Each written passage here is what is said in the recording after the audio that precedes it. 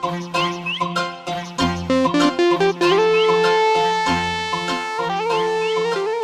আয় আয় আয় আয় আয় আয় আয় আয় বিড়াল ছানাটা খুব মিষ্টি, বলো দিদা? ঠিক বলেছিস পুটি, কি সুন্দর ম্যাও ম্যাও করে ডাকে। আজ থেকে তবে ওর নাম ম্যাও ম্যাও। এই তো তুমি আবার সকাল সকাল বিড়াল ছানা নিয়ে আরিক্ষেতা করতে শুরু করলে কেন গিন্নি? দাদু, তুমি একদম বিড়াল ছানা বলবে না, ওর নাম ম্যাও ম্যাও। বিড়ালের আবার নাম? এই যে বাজারের থলেটা এখানে রাখলাম, ছত্ত সব। গিন্নি, বলি খেতে দেবে নাকি খালি পেটাই উঠে যাব? এই নাও মাছের দাগা, তুমি তো মাছের দাগা খেতে সবচেয়ে ভালোবাসো। হ্যাঁ এই বুঝলে গিন্নি, তোমাকে যতটা খারাপ ভাবতাম তুমি ততটা খারাপ নও।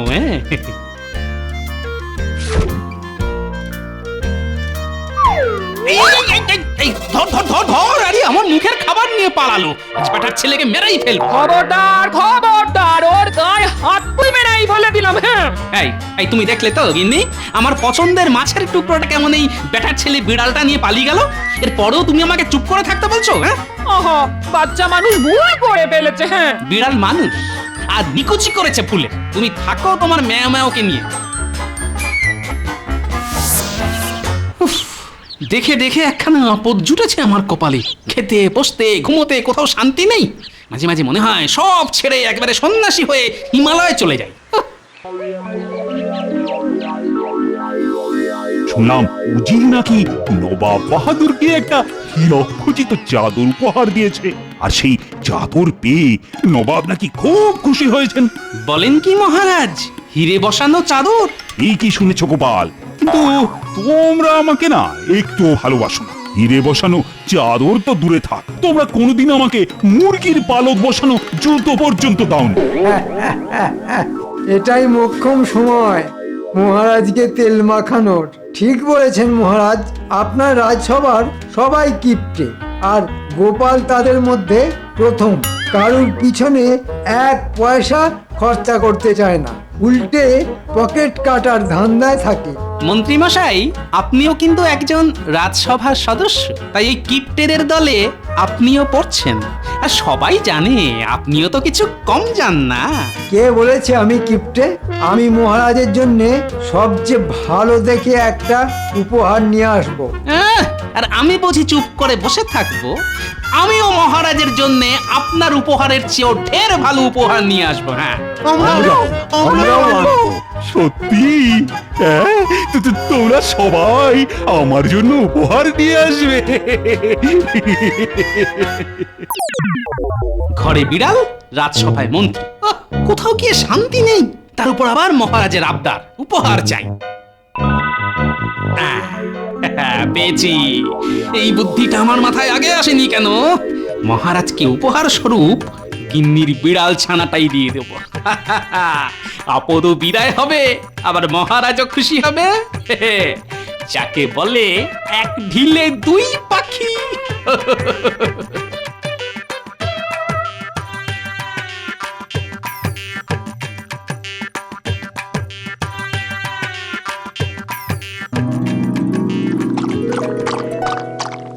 গিন্নি, বলি এখানে কি করছো তুমি? কিছু না গিন্নি, আসলে আমি আজ মহারাজকে তোমার ম্যাও ম্যাও এর কথা বললাম। ম্যাও ম্যাও এর কথা শুনেই মহারাজ ওকে একবার চোখের দেখা দেখতে চেয়েছেন। আমি কত করে মহারাজকে বললাম যে আমার গিন্নি কিছুতেই ম্যাও ম্যাওকে ছাড়বে না, কিন্তু মহারাজ নাছোড়বান্দা। না না, আমি ম্যাও ম্যাওকে কোথাও নিয়ে যেতে দেব না। আহা, একটু বোঝার চেষ্টা করো গিন্নি। ম্যাও ম্যাওকে মহারাজের কাছে না নিয়ে গেলে মহারাজ আমাকে রাজসভা থেকে তাড়িয়ে দেবেন। তখন আমি, তুমি আর তোমার ম্যাও ম্যাও সবাই তো না খেতে পেয়ে মরবো না। নয় গিন্নি, হ্যাঁ। দাও দাও, একটা থলের মধ্যে ম্যাও ম্যাওকে ঢুকিয়ে দাও দেখি। আমি মহারাজকে একবার চোখের দেখা দেখিয়েই আবার তোমার ম্যাও ম্যাওকে তোমার কাছে ফিরিয়ে নিয়ে আসবো। সত্যি তো? সত্যি গো গিন্নি, সত্যি সত্যি সত্যি, তিন সত্যি। এবার আপদকে বিদায় করেই ছাড়বো। একবার এটাকে মহারাজের হাতে তুলে দিতে পারলেই খেল খতম। কি মহারাজ, কেমন লাগলো আমার উপহার? ভালোই, মানে আরো ভালো হতে পারতো। আমার খুব খুব খুব পছন্দ হয়েছে এই বেড়াল ছানাটাকে। আজ থেকে তুই আমার সঙ্গেই থাকবি, কেমন? রানীর যখন পছন্দ হয়েছে তখন আমি খারাপ বলি কি করে? তবে আজ থেকে এই বিড়াল ছানাটা থাকুক রানীর কাছে। এই নাও গোপাল, তোমার পুরস্কার 100 মোহর। রানী খুশি হলেই আমিও খুশি। ধন্যবাদ মহারাজ। আর ওর নাম বিড়াল ছানা নয় মহারাজ, ওর নাম ম্যাও ম্যাও।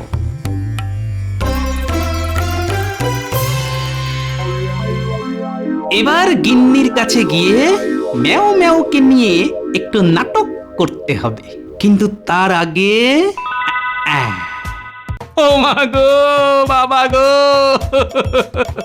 আমার সব শেষ হয়ে গেল গো। তুমি কাঁদছো কেন?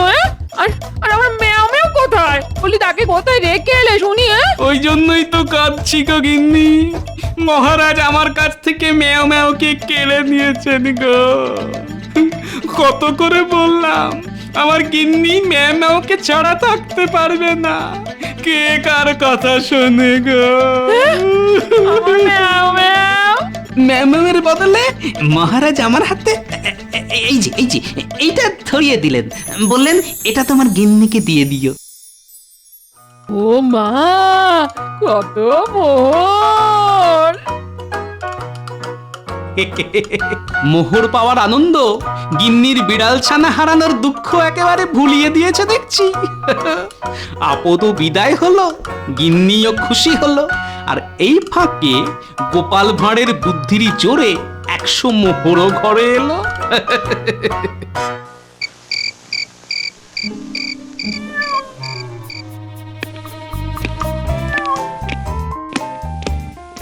রানী, ম্যাও ম্যাওয়ের সঙ্গে খেলা করছো বুঝি?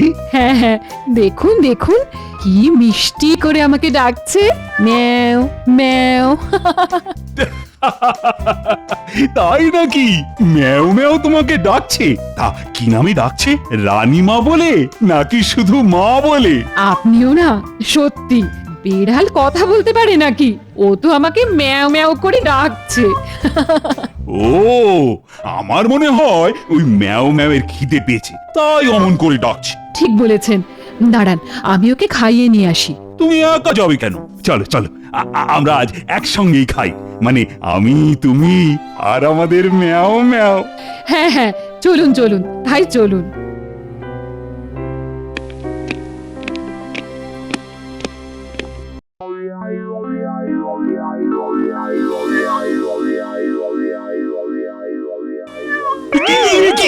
আরে আরে আরে আরে, সব ফেলে দিল যে। ও আহা, আপনি এত উত্তেজিত হবেন না। ম্যাও ম্যাওয়ের মনে হয় খুব জোর খিদে পেয়েছে, তাই এমন করছে। তা বলে সব একেবারে লন্ড ভন্ড করে দেবে? আই, কে আছো? এক্ষুনি সব পরিষ্কার করার ব্যবস্থা করো। ও, ছোট ঝঞ্ঝাট।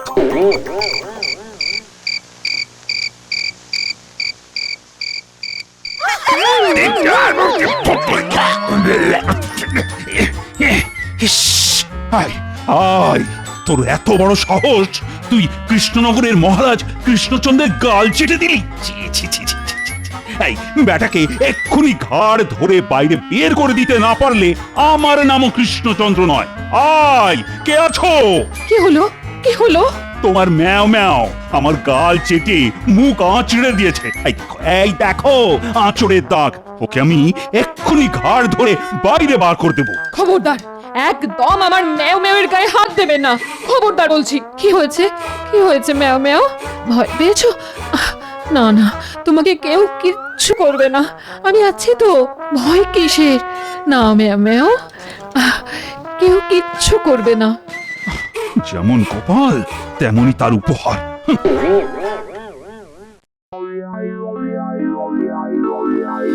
আমার ম্যাও ম্যাও আমাকে শান্তিতে ঘুমোতেও দেয় না, খেতেও দেয় না, দিনরাত খালি ম্যাও ম্যাও করে চলেছে। উফ!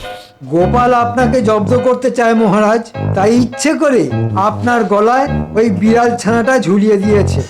কিন্তু মহারাজ, কোনো কিন্তু নয় গোপাল, তুমি আজই ওই বিরাজনাটাকে ফিরিয়ে নিয়ে যাও, আমি ওর মুখ দেখতে চাই না। না মহারাজ, আমি এখনো এতটাও ছোট লোক হইনি যে মহারাজকে দেওয়া উপহার ফিরিয়ে নেব। ওই বিড়াল ছানা আপনার কাছেই থাকুক, হাজার হোক উপহার বলে কথা। না না না না, আমি চাই না অমন উপহার। ওটাকে ওটাকে এখন বিদায় করতে পারলে আমি বাঁচি। ঠিক আছে মহারাজ, এত করে যখন বলছেন তখন আমি আজই ম্যাও ম্যাওকে জঙ্গলে ছেড়ে দিয়ে আসব। তবে তার বদলে মানে মানে মানে না করে ঝেড়ে কাশো তো দেখি।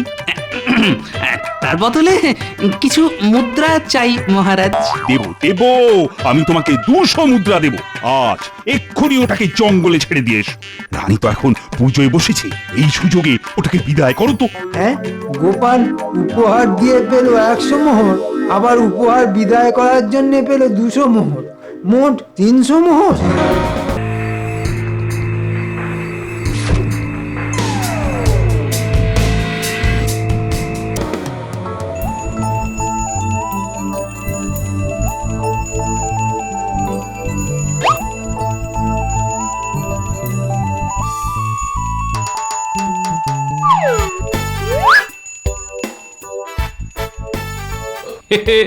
ভাগ্যিস ম্যাও ম্যাও ছিল, না হলে এই 200 মোহর কি আর গোপাল ভাঁড়ের মুখ দেখতো?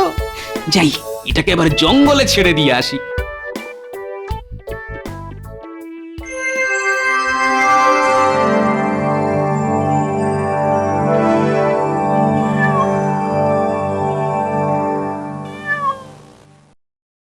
না, আমি শুনবো না। আপনি সরিয়ে রেখেছেন আমার ম্যাও ম্যাওকে। ফিরিয়ে দিন, ফিরিয়ে দিন বলছি, ফিরিয়ে দিন। আরে রানী, আমি তোমাকে ম্যাও ম্যাওয়ের থেকেও ভালো বিড়াল ছানা এনে দেবো। আহা, এইবার একটু শান্ত হও। না না না, আমার ম্যাও ম্যাওকে চাই, এক্ষুনি চাই, এক্ষুনি চাই। এ তো আচ্ছা মুশকিলে পড়া গেল দেখছি। ও রানী, একটু শান্ত হও না। যতক্ষণ আমি ম্যাও ম্যাওকে দেখতে পাচ্ছি ততক্ষণ আমি একটা দানাও দাঁতে কাটবো না, এই বলে দিলাম। এখন আমি কোথায় খুঁজবো তোমার ম্যাও ম্যাওকে? আমি জানি না, আমার ম্যাও ম্যাওকে চাই, মানে চাই চাই চাই। এই তো, এই তো আমার ম্যাও ম্যাও। কোথায় ছিলি তুই, কোথায় ছিলি? হ্যাঁ? কিন্তু ম্যাও ম্যাও ফিরে এলো কিভাবে? তার মানে আপনি ম্যাও ম্যাওকে সরিয়ে রেখেছিলেন? মানে না মানে ওই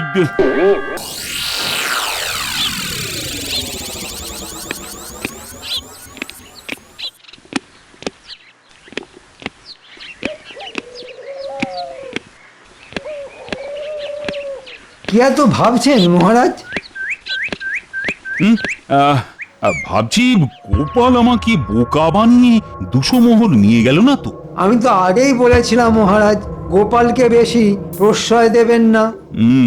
আমি গোপালকে ডেকে পাঠিয়েছি, ও এলেই বুঝতে পারবো গন্ডগোলটা ঠিক কোথায়।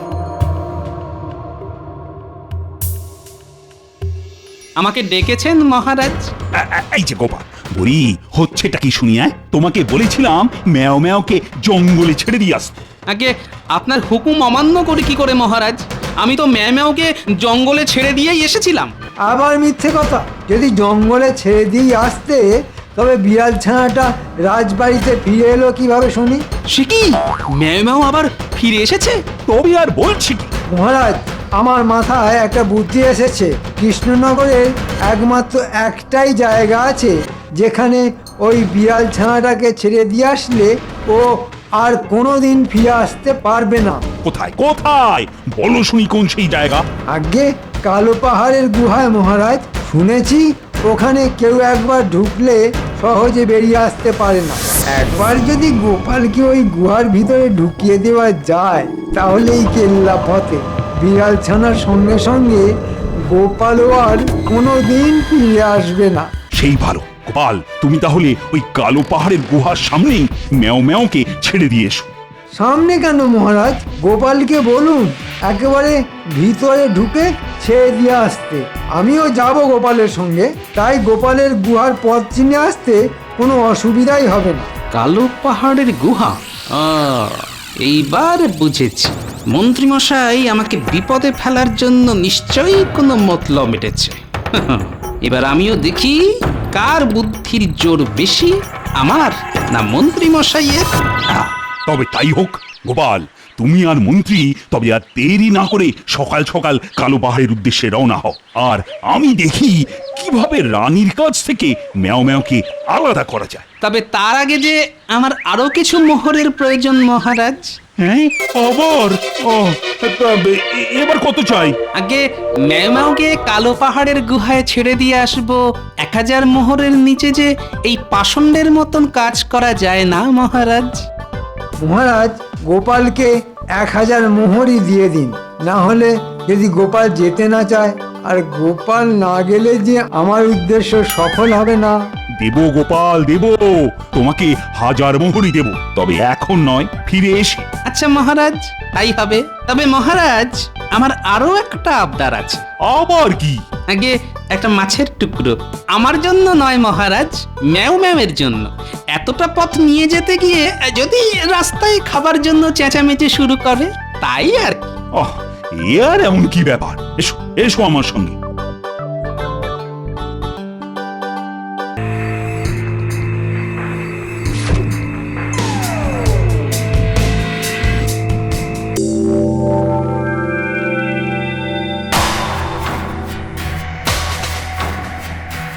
তবে আসি মহারাজ।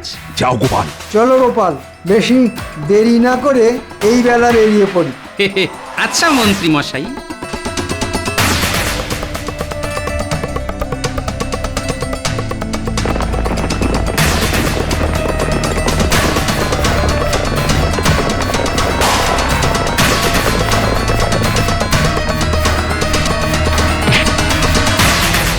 যাও গোপাল, এবার গুহার ভিতরে ঢুকে বিড়াল ছানাটাকে ছেড়ে দিয়ে এসো। আর পথ হারিয়ে গেলে একবার আমাকে ডাকবে, আমি এসে তোমাকে উদ্ধার করব।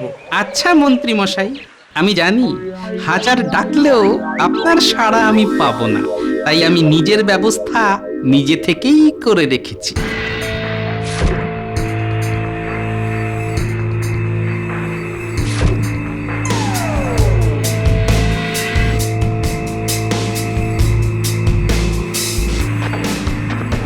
কি গোপাল, কত দূর গেলে? আচ্ছা মন্ত্রী মশাই।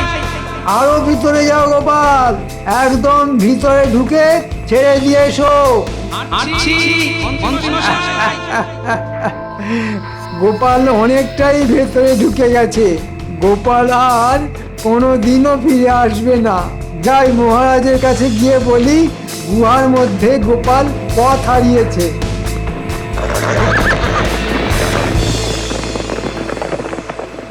এতক্ষণে মন্ত্রীটা নিশ্চয়ই পালিয়েছে। যাই একবার বাইরে বেরিয়ে দেখি।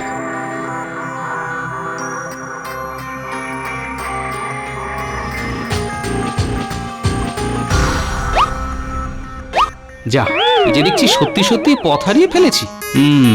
এবার তবে আমার মোক্ষম অস্ত্রটা বার করি। যাও তো ম্যাও ম্যাও, মাছের গন্ধ শুকে শুকে বাইরে বেরিয়ে চলো তো দেখি।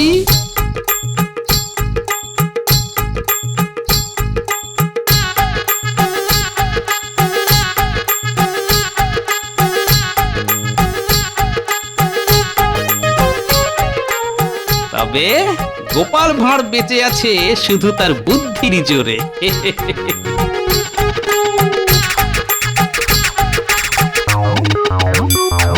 গোপালকে ফিরিয়ে আনতে পারলাম না মহারাজ। কালো পাহাড়ের গুহার মধ্যে ঢুকে গোপাল পথ হারিয়ে ফেলেছে। বলো কি মন্ত্রী?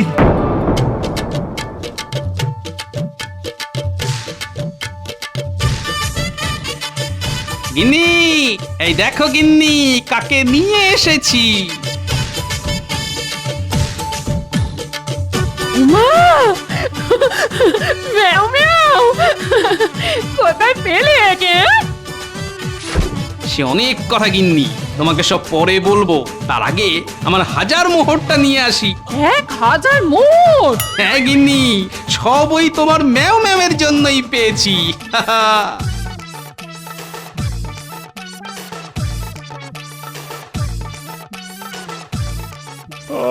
হায়, হায়, হায়, হায়। এই সব কিছুর জন্য আমি দায়ী। আমি যদি গোপালকে কালো পাহাড়ে গুহায় না পাঠাতাম, তাহলে গোপালের এই বিপদটা আর হতো না। কাঁদবেন না মহারাজ, গোপালের কিছুই হয়নি। হ্যাঁ গোপাল, তুমি? হ্যাঁ মন্ত্রী মশাই, আমি। কি গোপাল, মন্ত্রী যে বললো তুমি কালো গুহার মধ্যে ঢুকে পথ হারিয়ে ফেলেছো। আগে মন্ত্রী মশাই মনে মনে সেই ফন্দি এঁটেছিলেন মহারাজ, কিন্তু গোপাল ভাঁড়কে যে এত সহজে বিপদে ফেলা যায় না। সে কি মন্ত্রী আবার? আগে আমি কিছু করিনি মহারাজ। তা ঠিক, কিন্তু করতে তো চেয়েছিলেন।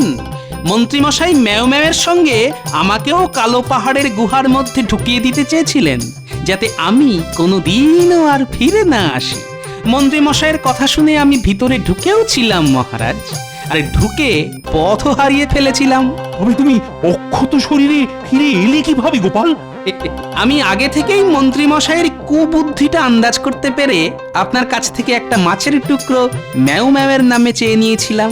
কালো পাহাড়ের গুহায় ঢোকার আগে আমি বুদ্ধি করে মাছের টুকরোটা গুহার মুখে ফেলে দিয়ে ম্যাও ম্যাওকে নিয়ে ভিতরে ঢুকি। পথ হারিয়ে ফেলার পর ম্যাও ম্যাওই আমায় মাছের গন্ধ শুকে শুকে গুহা থেকে বাইরে বেরোনোর পথ দেখায় মহারাজ।